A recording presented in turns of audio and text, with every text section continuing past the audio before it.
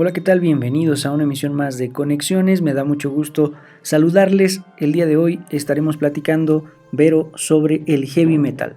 Hola, ¿qué tal? Muy buen día. Yo soy Verónica Trujillo y me da mucho gusto también acompañarles. Y el día de hoy estaremos platicando acerca de la conferencia bienal de la Sociedad Internacional de Estudios de Música Metal. Para ello nos acompañará el maestro Roberto Alejandro Hernández Morales, quien es miembro del Seminario de Estudios sobre Heavy Metal de la UNAM. Además estaremos escuchando Alternativas del Buen Vivir, Semanario de la UIEM, Voces y Visiones, Origen, Tránsito y Destino y Ciencia Signada. Pues los invitamos a que nos acompañen en este recorrido de conexiones. No se vayan, regresamos en unos minutos.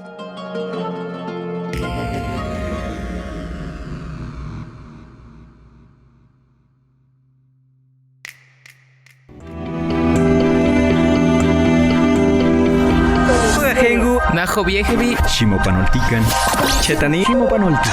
Esto es Conexiones. Entretejiendo culturas y saberes.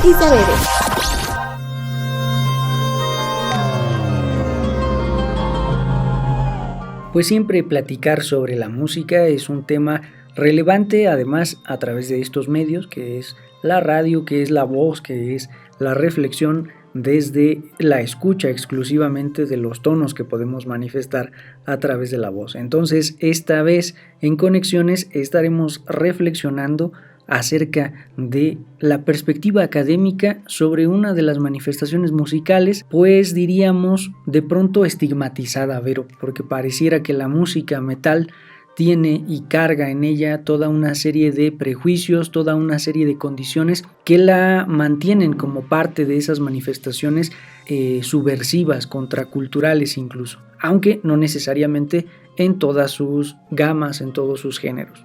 Y me parece también importante señalar que al igual que otros tipos de música, u otros géneros de música, han sido estigmatizados a lo largo de la historia y que, sin embargo, esta condición me parece importante que tendría que replantearse, reformularse.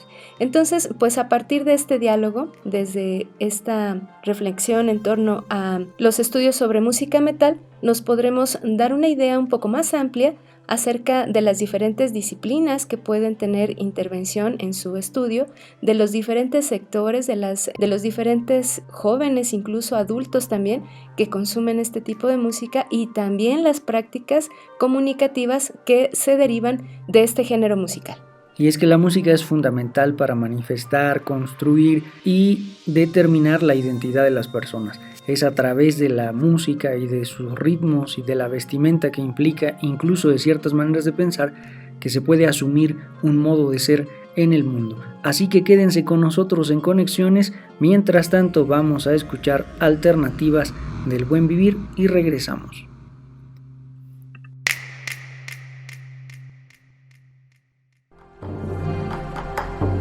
Alternativas del Buen Vivir. Con Adriana Rodríguez. Muy buenas. El mito del desarrollo. ¿Por qué un mito? Pues porque nos han convencido que debemos desarrollarnos como países y como sociedades, porque aparentemente hay otros que están más avanzados y desarrollados y por lo tanto hay otros países que están más atrás o más atrasados. De hecho, cuando se empezó a hablar del desarrollo, se mencionaba a los países subdesarrollados, o sea, por debajo de otros.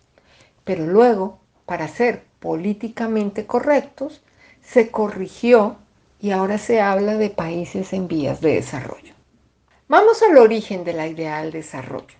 Esa idea que surgió a mediados del siglo XX, cuando los estrategas que planifican el orden del mundo decidieron, después de la Segunda Guerra Mundial, reorganizar el sistema económico trazando políticas de desarrollo que planteaban la necesidad de impulsar el progreso de los estados.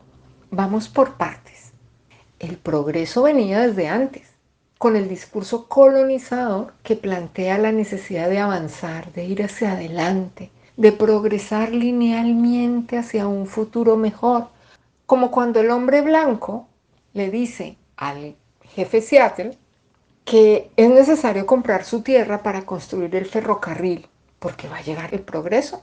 Y para eso debe pasar por el hábitat del búfalo, por los cementerios, por las zonas ancestrales, para llevar el avance de la colonización hacia esas tierras. Si no conoces la carta del jefe Seattle, te la recomiendo. Volviendo al tema del desarrollo, esta idea o invención, como dirían algunos de sus críticos, se basa en el crecimiento de la economía de los países o regiones. Y este crecimiento debía y debe ser básicamente económico. Es decir, el desarrollo se basa en el crecimiento de la economía. Y ahí empieza el problema, que aún no está resuelto ni se resolverá hasta que se cambie el paradigma. Porque el crecimiento económico se basa en la producción y esta a su vez se sostiene en la extracción de recursos naturales, en el trabajo del ser humano y en la transformación de las materias primas. ¿O no? Porque hay países que solamente son proveedores de materias primas. Casualmente son los más atrasados, aunque sean los más ricos en recursos naturales o en la conexión con la madre tierra. Bien, desde el mismo momento en que nació el mito del desarrollo, surgen las voces críticas dentro de la propia economía, pues se preguntan cosas como las siguientes. ¿Por qué no se tienen en cuenta las diferencias de las sociedades? ¿Por qué la riqueza es solo la económica? ¿Dónde quedan otros valores o factores humanos? ¿Qué pasa con la naturaleza? ¿Y qué pasa con las mujeres que no producen dinero en casa, pero trabajan para sostener el hogar? Y así un montón de preguntas que, a pesar de habérsele puesto apellidos y metodologías de medición distinta al desarrollo, siguen sin respuesta. Porque ni el desarrollo humano, ni el desarrollo sostenible, el desarrollo endógeno, el desarrollo integral y un largo etcétera de intentos por camuflar el verdadero problema resuelven el cambio del paradigma o el gran modelo del desarrollo. Se trata de meternos en un sistema que omite lo esencial de la vida en el planeta. Pues sí, el desarrollo es un mito y no un hito. Desde mi humilde punto de vista, con un enfoque muy personal y después de haber caminado por muchos estudios sobre el desarrollo, he concluido que el más importante, el único viable y posible para todos y que constituye la salida a este laberinto en el que estamos metidos como humanidad, es el desarrollo personal. Sí, lo que tú, lo que yo, lo que cada uno de nosotros puede hacer para desarrollar todo nuestro potencial en todos los sentidos de lo que somos como seres humanos. Ese es el verdadero hito del desarrollo que nos permitirá llegar al buen vivir. Alternativas del buen vivir. Con Adriana Rodríguez. Muchas gracias por continuar en Conexiones y bueno, pues vamos a platicar ahora con el maestro Roberto Alejandro Hernández Morales. Él es licenciado en Comunicación por la Facultad de Ciencias Políticas y Sociales de la Universidad Autónoma del Estado de México. También es maestro en Comunicación y Lenguajes Visuales por el Instituto de Investigación en Comunicación y Cultura Íconos. De igual forma, es profesor de tiempo completo de la licenciatura en Comunicación Intercultural de la Universidad Intercultural del Estado de México. También es miembro activo del Seminario de Estudios sobre Heavy Metal de la UNAM, donde trabaja en proyectos como el repositorio y el canal de YouTube de dicho seminario, así como en estudios de la escena metal en Toluca y la zona norte del Estado de México, desde categorías como centro-periferia, industrias culturales, prácticas sociales y uso y apropiación del espacio. Muchas gracias, Roberto, por estar en Conexiones. Bienvenido. Buen día, muchas gracias por la invitación y por el espacio. Pues bienvenido, Roberto. Platícanos, por favor, un poco sobre el objetivo de esta quinta conferencia, qué perfil tiene, cuál es la intención, hacia dónde nos lleva la reflexión en torno a esta música en particular. Muy bien, pues mira, el objetivo de esta quinta conferencia tiene que ver con que los estudios sobre heavy metal, si bien ya tienen un periodo de vida que es relativamente corto, se han ampliado, ¿no? Cada vez hay más investigadores, más tesistas jóvenes de distintos grados realizando distintos trabajos académicos en torno al metal. Sin embargo, uno de los campos emergentes o uno de los de las circunstancias que se quiere abordar en este quinto congreso es el heavy metal en el sur global, ¿no? Es decir, Esta música que de alguna manera pues viene de grandes industrias culturales, ¿no? Como son las de Occidente. ¿Qué pasa cuando estas músicas, estas industrias son reapropiadas en un contexto distinto como ese, por ejemplo, el latinoamericano? En ese sentido, pues digamos, esta quinta conferencia o esta bienal quiere hacer hincapié en esos temas, ¿no? ¿Qué pasa con la música heavy metal en el sur global y cómo se pueden abordar desde el punto de vista académico y metodológico distintas perspectivas que de entrada son multirregionales, ¿no? Entonces, hay, digamos, una laguna en cuanto a los estudios en estos contextos tan específicos, ¿no? Y es un poco lo que busca la Bienal abordar, ¿no? Cómo es que este tema del metal, tratado de manera académica, se presenta en diversos contextos, como es el nuestro, el latinoamericano, ¿no? Y eso con todas sus, digamos, diferencias, ¿no? No es lo mismo México que Colombia, Perú, Argentina, Brasil, Chile, Ecuador, y bueno, somos todo un mosaico cultural, ¿no? Multicultural. ¿Cuáles son estas diferentes perspectivas o estas principales diferencias que tú logras vislumbrar a partir de la composición, de la producción y también del consumo de esta música en los diferentes países que nos has comentado? Pues mira, se busca abordar distintos puntos que tienen que ver con las mesas de trabajo que se han organizado para esta conferencia bienal.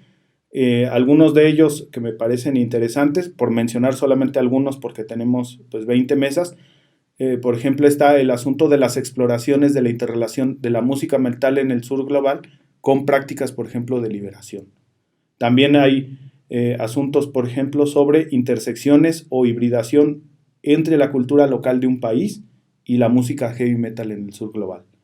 También, por ejemplo, hay otros aportes como, por ejemplo, el análisis de la influencia de la perspectiva ambiental en el lirismo del heavy metal. Cómo es que también este asunto del medio ambiente, este acento del entorno en sí mismo, pues genera, digamos, nuevas perspectivas en las letras del heavy metal, ¿no?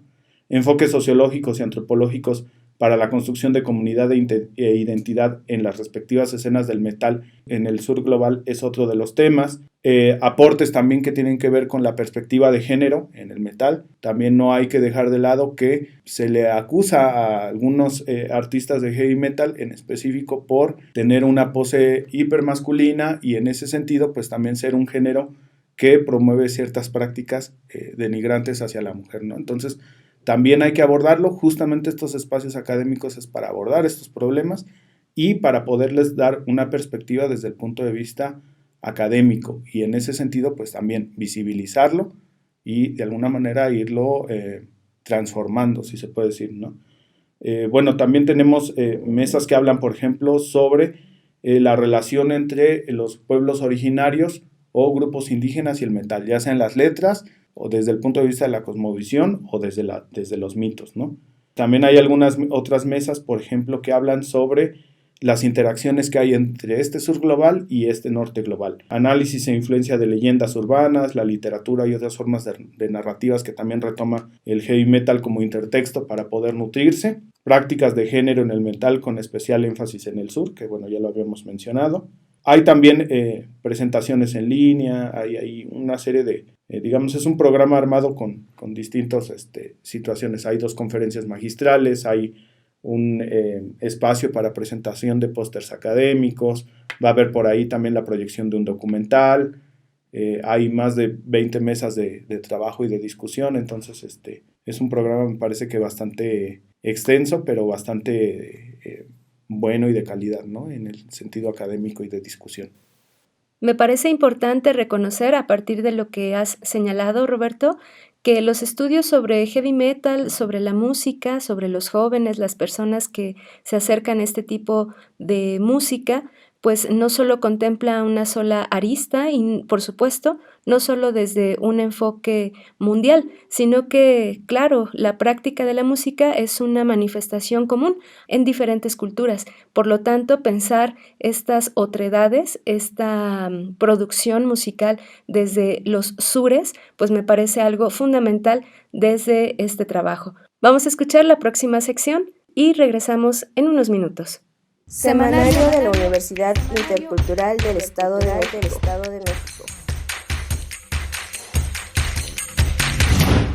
El acompañamiento académico del estudiante universitario intercultural implica no solo la atención al desempeño escolar, sino también la apertura hacia las disposiciones anímicas que pueden facilitar o entorpecer el tránsito universitario de los jóvenes estudiantes.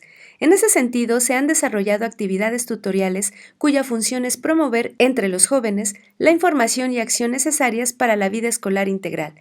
En el afán de fortalecer tal acompañamiento es que se realizan jornadas de temazcal y tutorial en la Universidad Intercultural, puesto que este ritual permite y facilita procesos reflexivos entre los participantes, desde los que se vuelve posible la atención a tales disposiciones anímicas, pues en el proceso ritual reflexivo se propician estados catárticos que posibilitan un actuar resiliente, desde el que se asume una postura de responsabilidad respecto del propio estado afectivo y las relaciones que éste provoca. Por ello, es que se lleva a cabo la Semana del Temazcali como apoyo a la función tutorial universitaria intercultural.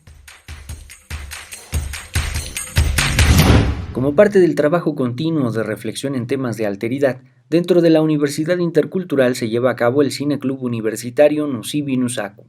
La temática central que se aborda en las diferentes producciones cinematográficas que se proyectan es relativa a la relación entre el ser humano y la naturaleza. Relación que ha preocupado históricamente a diferentes disciplinas del saber, y la cinematografía no es la excepción. Por ello, te invitamos a participar en el Cine Club y sobre todo reflexionar sobre el modo en el que se discursa desde sobre la relación e impacto del ser humano en el ambiente. Cine Club Nusibi Nusaku, lunes y viernes a las 2 de la tarde. Semanario de la Universidad Intercultural del Estado de México.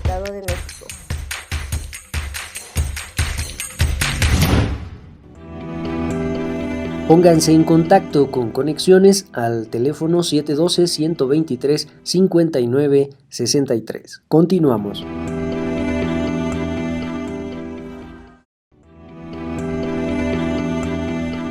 Escríbenos conexiones.ci@uyem.edu.mx. Continuamos. La licenciatura en Enfermería de la UIEM cuenta con el reconocimiento de CIES, así como la opinión técnico-académica de CIFRUS. Se perfila como líder en innovación y calidad académica generadora de recursos humanos en favor del cuidado integral de la salud. Mediante esto, logra competencias de docencia, administración, investigación y asistencial en egresados en un periodo de 10 semestres. En el 9º y 10º se realiza el servicio social. Su mapa curricular se constituye por 4 ejes de formación: disciplinar, sociocultural, lengua y cultura y vinculación con la comunidad. Los estudiantes pueden ser acreedores a becas, intercambios académicos, ingreso al programa de educación dual, servicio social, experiencias profesionales en campo clínico, asesoría para el ejercicio libre de la profesión y procesos dinámicos de titulación. Te invitamos a formar parte de nuestra comunidad universitaria. ¡Inscríbete!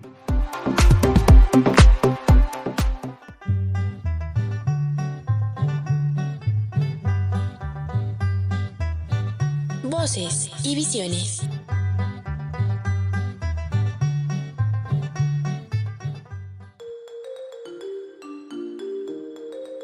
Bienvenidos a su cápsula Voces y Visiones. Estamos una vez más agradecidos de compartir este espacio con todos nuestros radioescuchas. ¿Sabían ustedes que se calcula que diariamente el 94% de los mexicanos consumimos tortillas en nuestras comidas? Así como lo oyen. Además, se calcula que un mexicano promedio consume alrededor de 74 kilogramos de tortillas. Hoy en día podemos encontrarlas casi en cualquier esquina, ya sea hechas a mano o en tortillería. Siempre podemos contar con ellas para acompañar cualquier guiso. Y pues a esto es a lo que se dedica Basilia, a hacer tortillas. Basilia es la protagonista del corto documental que tiene por nombre Buscando mi vida. Y sobre esta producción hablaremos hoy. Buscando mi vida tiene una duración de 18 minutos. Es dirigido por Melina Ruiz González y producido por la Secretaría de Asuntos Indígenas y la Secretaría de Culturas y Artes de Oaxaca. Y se sabe que fue proyectado el día 5 de septiembre en la página oficial de Facebook de Oaxaca, @municipio de Oaxaca. Dicha proyección fue hecha con motivo del Día Internacional de la Mujer Indígena. Por otra parte, se eligió el 5 de septiembre como Día Internacional de la Mujer Indígena, en honor a la lucha de Bartolina Sisa, guerrera aymara, quien se opuso a la dominación colonial y fue asesinada en La Paz, Bolivia, en 1782. El objetivo de esta celebración es rendir tributo a todas las mujeres pertenecientes a los pueblos indígenas del mundo y lograr visibilizar sus enseñanzas heroicas. Pero volviendo a Buscando mi vida, este audiovisual muestra cómo Basilia Pérez, mujer indígena zapoteca, elabora tortillas desde hace 4 décadas para contribuir a los ingresos de su familia. Es una de las tantas mujeres que enfrentan en su día a día problemas como el alcoholismo, la violencia y la pobreza. Algunas mujeres zapotecas han asumido el rol de jefas de familia desde el siglo XIX, ya que las terribles condiciones que dejaban atrás las incesantes guerras que se desarrollaron durante este tiempo llevaron a las mujeres del Istmo de Tehuantepec a ocupar un lugar destacado en la economía y la sociedad, pues no les quedó más remedio que ocupar dicho rol, de manera tal que salieron de sus casas para hacer trabajos remunerados como taberneras, floristas, chocolateras, atoleras, costureras y tortilleras, como es el caso de Basilia. Lo antes mencionado es parte del trabajo de Leticia Reina, investigadora emérita del Instituto Nacional de Antropología e Historia, y pueden encontrar más información sobre la mujer zapoteca en la historia del Istmo de Tehuantepec, en la página del gobierno ina.gov. Volviendo a la obra, Buscando mi vida es un corto muy interesante, pues nos muestra la realidad que viven muchas mujeres indígenas, que llevan sobre sus hombros la carga de ser el sostén de la familia. Pero no les cuento más para que sean ustedes de mano propia quienes disfruten esta producción. La información usada en esta cápsula fue obtenida de cicielo.org, Filmayap e INA. Esto fue todo por el día de hoy. Los dejamos con Sikaru Cheu, de Felipe Toledo, una canción de despedida oaxaqueña. Y no lo olvides, lo escuchaste en Voces y Visiones. Hasta la próxima.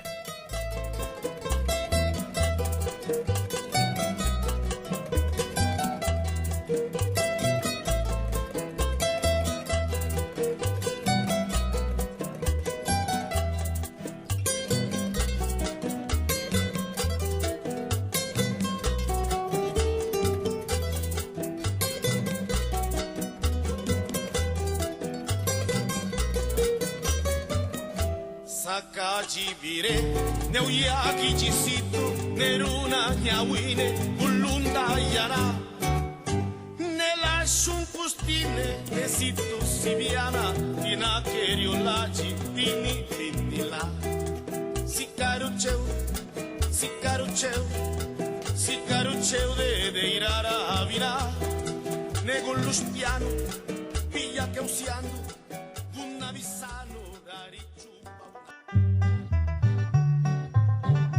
Escuchaste Voces y Visiones.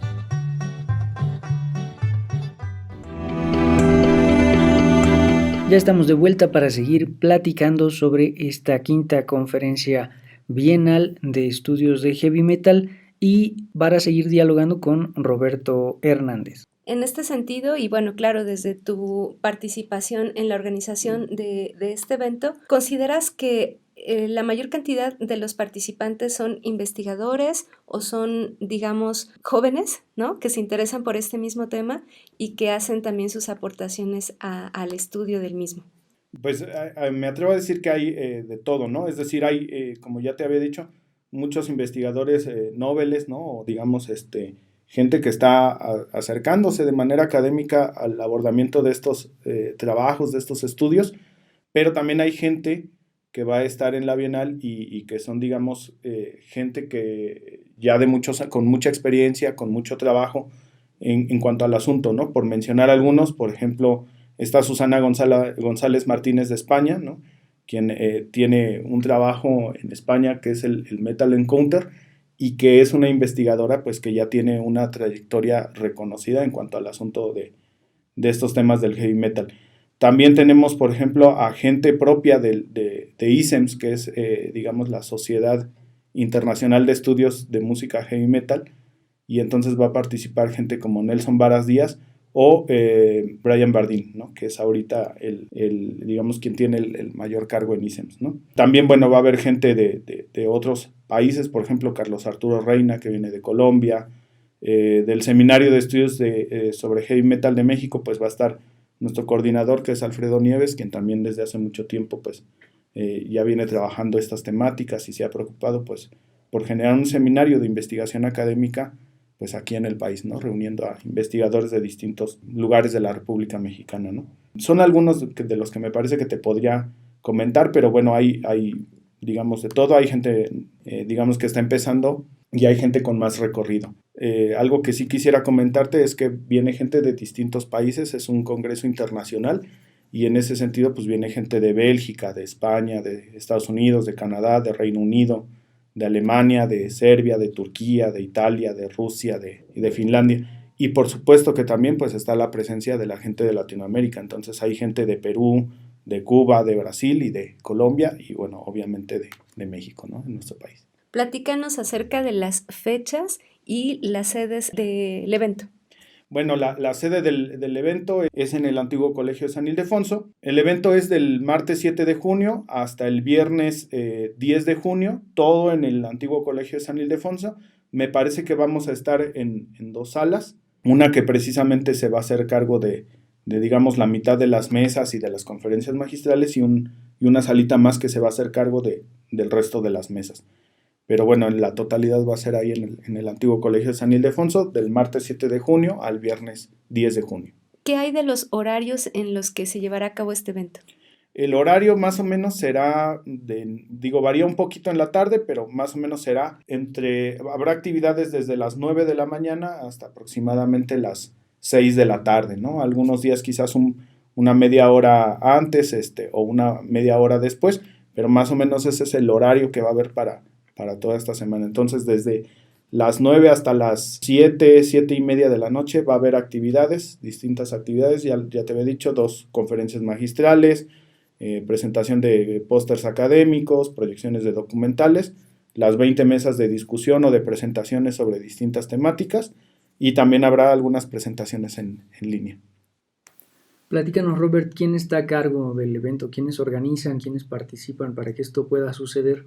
Bueno, esta bienal, digamos como tal, la convocatoria la hace la Sociedad Internacional para los Estudios de Música Metal. Es un evento que si bien ya había sido confirmado en México ya hace un par de años, me parece, pues hasta ahora se pudo, digamos, cristalizar porque era un evento que queríamos que se llevara de manera presencial y que por el asunto de la pandemia y del COVID-19 pues no había podido suceder. Entonces ahora que van mejorando las condiciones con las vacunas y todo esto, pues me parece que hay las condiciones necesarias para poderlo llevar.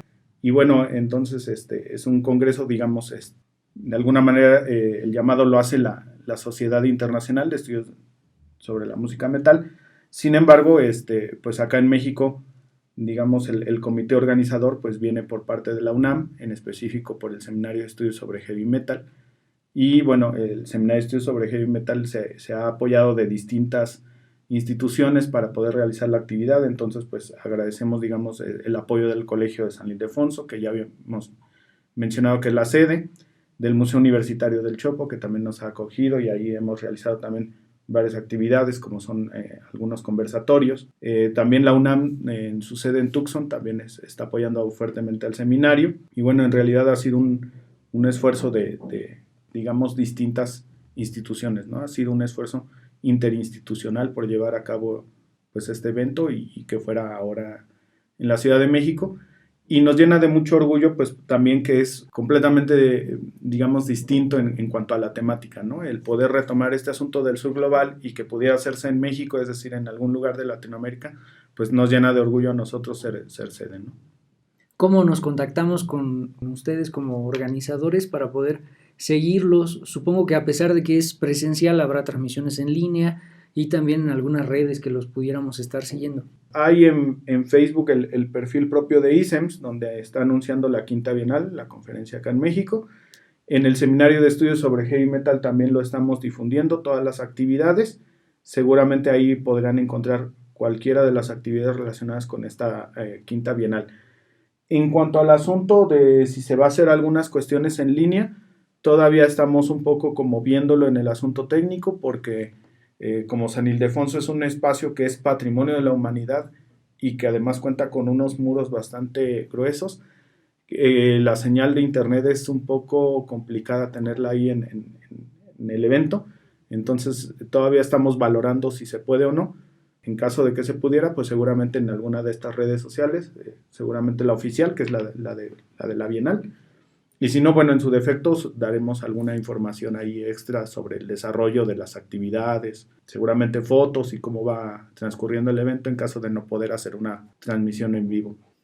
Pues un gran crisol de participaciones, es bien interesante que pueda haber también una diversidad tan amplia en términos de países participantes porque ello implica el enriquecimiento en la mirada y también en la interpretación respecto de la producción musical y de los fenómenos que se generan en torno a estas formas, no solo musicales, sino también que integran parte fundamental de la cultura que se resiste, de la cultura que se vive a cada momento en nuestras diferentes latitudes.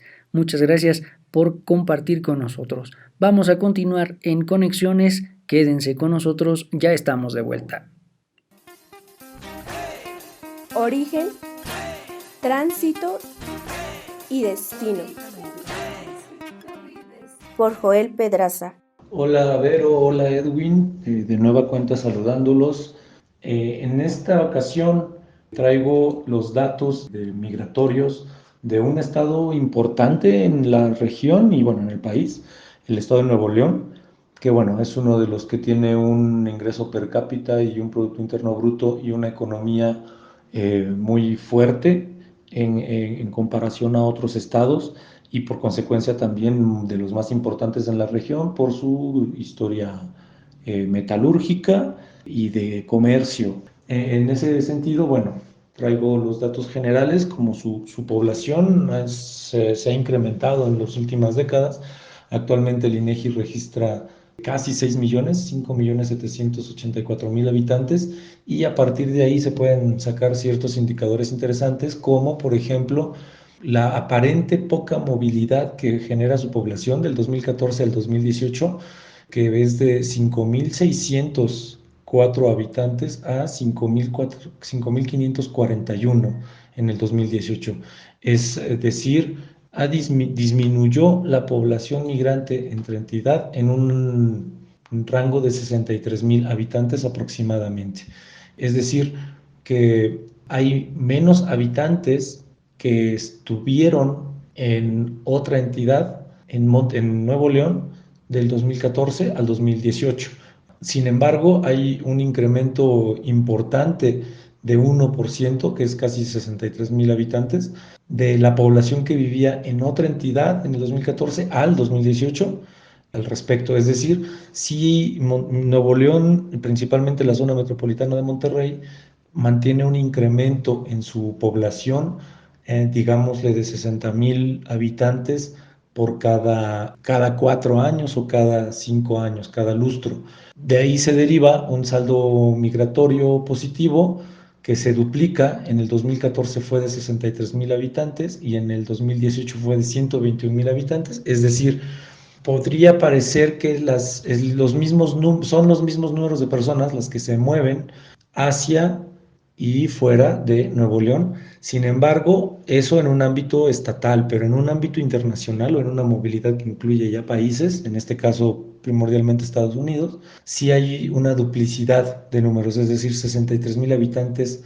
se van o vienen de Nuevo León, pero otros 63.000 se van o vienen de Nuevo León desde el extranjero. ¿Y eso a qué se debe? Bueno, la cercanía de Nuevo León con toda la frontera sureste de Estados Unidos, en toda la región de Texas, que es su principal destino turístico y de estudio y de trabajo, hace que la dinámica transfronteriza no sea tan intensa como en la región oeste de México, como Baja California y Sonora con California y Arizona, Nuevo México, que en el caso de Tamaulipas y Nuevo León. Sin embargo, sigue siendo fuerte, sigue siendo muy marcada Y algo que es como interesante en comparación a los estados del centro es que efectivamente esta relación transfronteriza es cotidiana, ¿no? O sea, estas idas a Estados Unidos y regresos son casi cotidianos, diario, no implican una movilidad como tal, aparente, pero sí es en la práctica,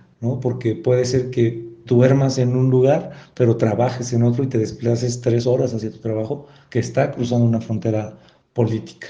Eso también deriva en una población relativamente alta en comparación al promedio nacional. Del 5.9% de la población total se asume como migrante internacional de Nuevo León, alrededor de 341,000 habitantes. Sigue el patrón de los estados transfronterizos o de los estados fronterizos en los que se esperaría una movilidad migratoria internacional más fuerte, sin embargo no es así, porque la misma cercanía evita o matiza la movilidad en comparación a estados del centro. Sin embargo, sí presenta una movilidad interna muy alta, principalmente positiva, es decir, son estados atrayentes de migrantes de otros estados de la República. Y bueno, como había mencionado en el caso de Querétaro, también ya está formando parte toda esta zona de Querétaro, San Luis Potosí, Monterrey, bueno, Nuevo León, Monterrey y Estados Unidos, para hacer todo un andador, un corredor tanto para gente como productos. Entonces ese es el estatus de Nuevo León. Muchas gracias, Vero, muchas gracias, Edwin, y bueno, los escucho y espero que me escuchen la próxima semana en otra cápsula. Gracias. Origen, tránsito y destino. Por Joel Pedraza. Escríbenos conexiones.ci@uyem.edu.mx. Continuamos. Pónganse en contacto con Conexiones al teléfono 712-123-5963. Continuamos. La licenciatura en Arte y Diseño realiza actividades de vinculación comunitaria a partir del conocimiento de técnicas y procesos tradicionales. Actualmente, estudiantes de cuarto semestre trabajan en comunidades como Ejido La Soledad en San José del Rincón, donde se realiza bordado tradicional Mazahua; en Plateros en San Felipe del Progreso, donde se trabaja joyería en plata; en Tlalpujahua, Michoacán, donde se producen artesanías de cantera y vidrio soplado. De igual manera, se realizarán visitas de reconocimiento de espacios, técnicas y procesos de producción para generar un vínculo que permita producir una obra participativa durante el siguiente semestre. Por su parte, estudiantes de sexto semestre realizan la planeación de un proyecto comunitario a partir del arte y el diseño participativo. Te invitamos a formar parte de nuestra comunidad universitaria. Inscríbete.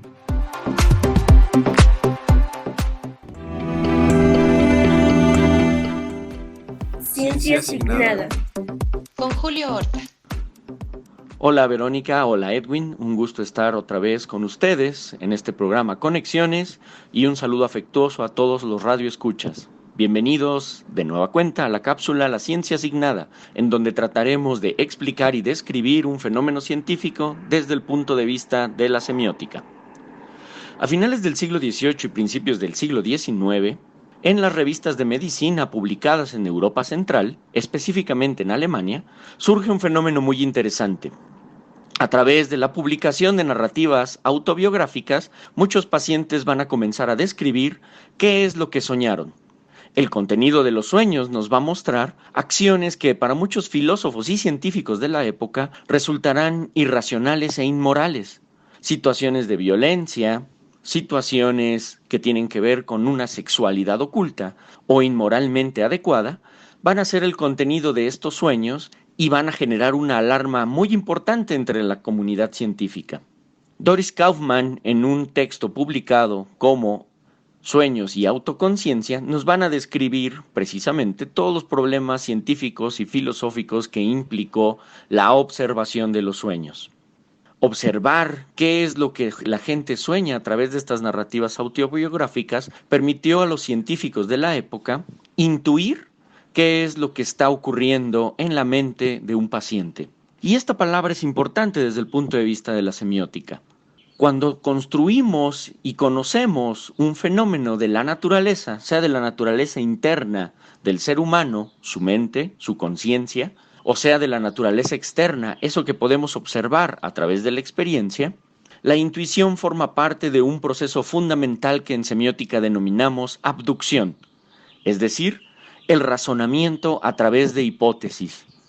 El ser humano, a través de sus procesos cognitivos de conocimiento, no explica directamente cómo ocurren los fenómenos, sino que primero lo intuyen a través de la observación y la abstracción de regularidades.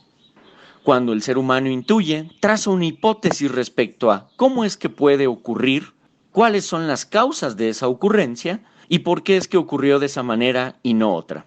La intuición nos permite formular de muchas maneras una hipótesis y este razonamiento abductivo es una invención propiamente de la semiótica de Charles Sanders Peirce.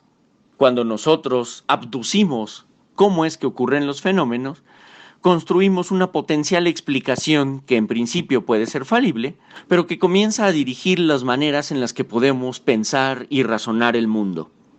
Esta es una afrenta al conocimiento que hasta ese momento se ha establecido, porque siempre nuestras intuiciones buscan problematizar y ampliar el conocimiento. De ahí que el razonamiento abductivo es una condición necesaria para la formulación de nuevo conocimiento y, por supuesto, para la problematización del conocimiento aceptado hasta el momento en el que intuimos un nuevo fenómeno. A través de las narrativas autobiográficas, los científicos de la época comenzaron a intuir una serie de fenómenos que ocurrían en la naturaleza interna del ser humano, que ocurrían en su conciencia y, sobre todo, se comenzó a postular conceptos que explicaban una naturaleza interna que iban más allá de la racionalidad. A partir de las narrativas autobiográficas, comenzaron a intuir conceptos como el subconsciente y el inconsciente. En los albores del siglo XVIII y del siglo XX, surge entonces una disciplina que es la psiquiatría como una rama fundamental e indispensable para controlar este subconsciente inmoral que nos mostraba las potencialidades de la mente humana más allá de los parámetros de la razón. Ciencia asignada. Con Julio Horta. Semanario de la Universidad Intercultural del Estado de México. El área de lengua y cultura realiza actividades encaminadas a la difusión de la cultura y la lengua, con instituciones gubernamentales como no gubernamentales. Por ejemplo, la participación en semanas culturales de los ayuntamientos o cursos de alguna de las lenguas originarias, como el mazahua, otomí, náhuatl, tlahuica y matlatzinca, como segunda lengua en instituciones académicas, principalmente. Uno de los rasgos culturales que se difunde en las semanas culturales es la vestimenta de los 5 pueblos originarios del Estado de México. Por ello, la actividad consiste en realizar pasarelas de ropa tradicional. La pasarela permite que el público conozca la diversidad de vestimentas que ayude a la erradicación de la discriminación por el uso de la vestimenta. De igual forma, permite generar identidad para las generaciones jóvenes que no la usan. Genera conocimiento sobre las técnicas para su confección, el significado de sus elementos y, finalmente, hace visible que es un rasgo cultural, también en desplazamiento. La pasarela de vestimenta tradicional es acompañada de música, que ayuda a disfrutar las formas visuales. Es importante mencionar que los estudiantes que realizan la pasarela llevan a cabo una investigación preliminar sobre ella, practican la presentación de la vestimenta y eligen un elemento cultural como accesorio que identifique a la cultura. En la licenciatura en Comunicación Intercultural sabemos que la expresión humana no es solo verbal. Hay un amplio espectro de posibilidades comunicativas que brinda la corporalidad humana, pues el ser humano no solo es una entidad racional dotada de mente, sino que también es un organismo complejo en el que se entrelazan de forma inevitable la mente y el cuerpo, por lo que la expresión corporal resulta un mecanismo muy potente de interacción con el mundo. Una de las expresiones en donde se puede evidenciar esta relación inseparable es la ejecución de la danza ritual. Por ello, en la licenciatura en Comunicación Intercultural se ha desarrollado desde hace 13 años un taller de danza prehispánica a través del Calpulli Tlatlauxucoatl. En este grupo no solo se comparte el movimiento corporal ritual, sino que se orienta a los participantes dentro del sentipensar filosófico antiguo, que favorece al ser humano su encuentro con el mundo, para comprender que no solo tenemos un cuerpo, sino que somos cuerpo. Participa con nosotros todos los lunes a las 5 de la tarde en la Universidad Intercultural del Estado de México. Semanario de la Universidad Intercultural del Estado de México.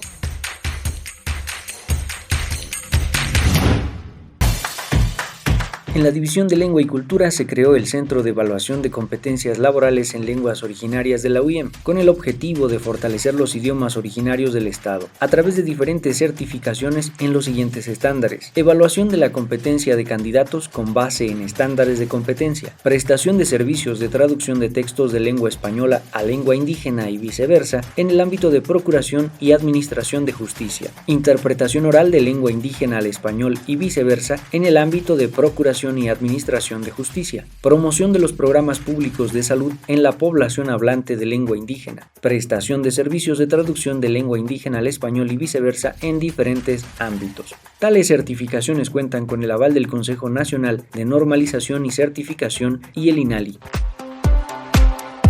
Te invitamos a formar parte de nuestra comunidad universitaria. Inscríbete.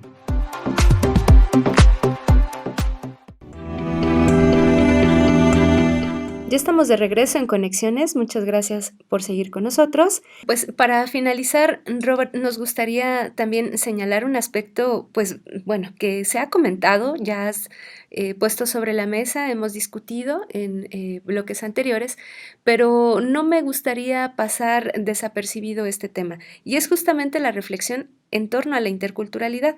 Entonces, desde la discusión de estos espacios, de estas prácticas, producciones culturales, pues me parece importante reflexionar en torno a la interculturalidad y justamente en el tema que pretende o que atiende esta conferencia, esta quinta conferencia, y que es justamente los sures globales. Entonces, desde tu opinión, ¿cuál es la importancia de generar estas discusiones desde la música, desde el heavy metal, desde esta conferencia en relación a la interculturalidad?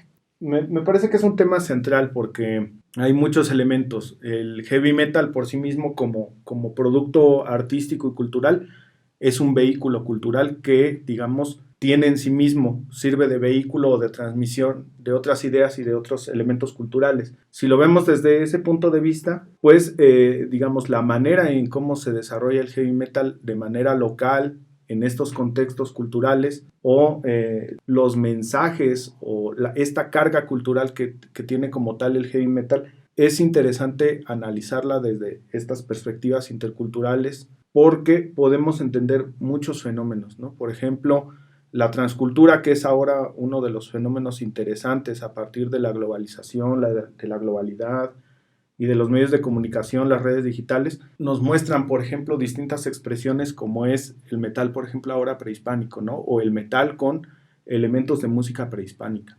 Que eso, por ejemplo, solamente pues, es una característica propia de Latinoamérica. Seguramente habrá algunas vertientes sobre cómo se presentan estas condiciones de hibridación o transcultura en otras bandas y en otros grupos en todo el mundo, ¿no? Entonces estamos viendo cómo hay una apropiación y cómo ese fenómeno, digamos, genera ciertas particularidades que no podríamos estudiar o analizar del mismo modo como se analizan otros fenómenos, ¿no? Es decir, entender, por ejemplo, una canción, una letra, el armado, la puesta en escena de una banda, su performatividad o algunos otros elementos tienen que hacerse de manera distinta cuando vemos que tienen este entramado intercultural o este entramado entre distintas culturas, ¿no? Entonces, yo hago hincapié en el metal prehispánico porque me parece que el tema o uno de los elementos que, digamos, tengo más a la mano, pero hay que entender cómo, digamos, estas identidades o estas expresiones están llegando a todo el mundo y están generando una serie de propuestas, digamos, ¿no? Hay una posición ideológica, política, social, económica, religiosa ante la sociedad, ¿no? Y eso me parece que es interesante estudiarlo. De antemano siempre el heavy metal se ha distinguido por ser, digamos, que se opone al sistema político, económico, social, religioso, pero luego entender cómo eso ocurre en nuestras localidades o de una manera más local, más regional, nos permite, yo creo que entender muchas situaciones de lo que está viviendo cada una de estas localidades y también nos da a entender cómo incluso un producto como el heavy metal no es uniforme, ¿no? Sino que tiene un montón de variantes. Entonces no se puede solamente como, o sea, si bien lo aglutinamos como heavy metal, no es tan homogéneo, ¿no? Dentro de las actividades desarrolladas por la licenciatura en Arte y Diseño se encuentran las iniciativas de exposiciones colectivas, tales como la titulada Naturaleza Textil, integrada por 2 componentes. El primero, que presentó 15 piezas de paisajes elaboradas por un profesor de esta licenciatura, realizadas con una técnica llamada punta de plata, dibujar con plata y pinturas de paisajes de la naturaleza de varios lugares. Y el segundo, que mostró la obra de 10 estudiantes y una profesora con temáticas personales, mediante el uso de materias primas naturales. Esta muestra se presentó en el Centro Regional de Cultura de Atlacomulco. Te invitamos a formar parte de nuestra comunidad universitaria. Inscríbete.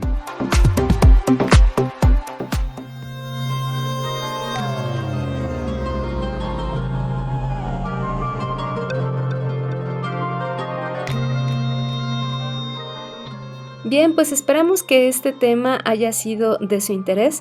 Por supuesto, el tema y todo lo relacionado acerca de la música implica una cantidad diversa de perspectivas. Por ejemplo, los instrumentos que se utilizan, el contexto desde donde nace este tipo y otros tipos de música, las personas que participan también de su elaboración, los lugares, los escenarios también en donde se lleva a cabo este tipo de música y bueno, sin duda pensar en todos esos puntos de articulación nos lleva a reflexionar en una diversidad, en una pluralidad bastante amplia a partir de la cual pues no solamente se concentra, ya decíamos al inicio de este programa, en una parte del mundo, sino también en otras latitudes, en otros lugares. Por supuesto, los países del sur de este continente, como hemos podido notar, tienen una amplia participación y desde ahí también se gestan interesantes proposiciones. Claro, porque pensar la música, en general cualquier manifestación cultural,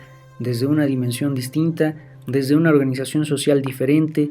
Por ejemplo, es fundamental la herencia de la cultura popular para la construcción de esta música dentro de la producción musical que se considera como el sur, nuestros países, y aquella producción que se genera, digamos, en esos países nórdicos o en esos países del norte que aparentemente propician y son la cuna de este tipo de música. Sin embargo, puede haber también puntos de encuentro interesantes. Además, notar la carga ideológica que tratan de transmitir estas melodías, estos géneros, estas propuestas musicales, insisto, no solo a nivel musical, sino también a nivel de práctica, pues resulta un amplio campo de reflexión, un amplio campo de investigación y también un amplio campo de deleite y de gozo para quien gusta de este tipo de producción musical. Pues agradecemos mucho su atención, la compañía de ustedes y recuerden que estamos a sus órdenes. Pues me dio mucho gusto acompañarles el día de hoy. Yo soy Verónica Trujillo. Y yo soy Edwin Morón. Muchas gracias a Daniel Vallejo en la producción de este programa y a la Universidad Intercultural del Estado de México. Tlazocamati, Octeipa.